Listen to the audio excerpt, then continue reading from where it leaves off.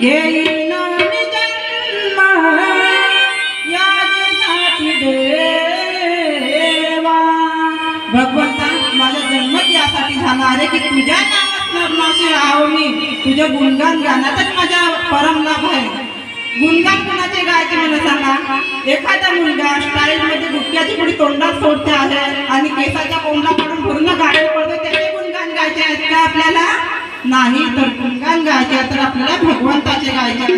म्हणून तुकाराम महाराज म्हणतात भगवंता मला तुझ्या गुणामध्येच माझा आनंद आहे, तुझ्याच चरणाची सेवा करण्यातच माझा आनंद आहे.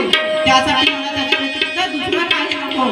तेव्हा पांडुरंग परमात्मा म्हणाले तुकोबा अरे याशिवाय दुसरं काही मागून घे ना, मुक्ती मागून घे, धन मागून घे, काहीतरी मागून घ्या ना.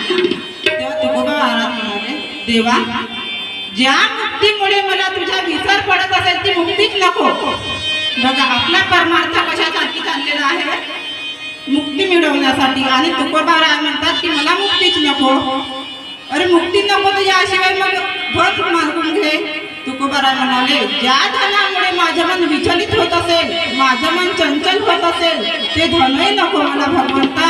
यात मला काही गाई पण काहीच नको. मला जायचं होतं तर कायदे फक्त संतांची संगत दे.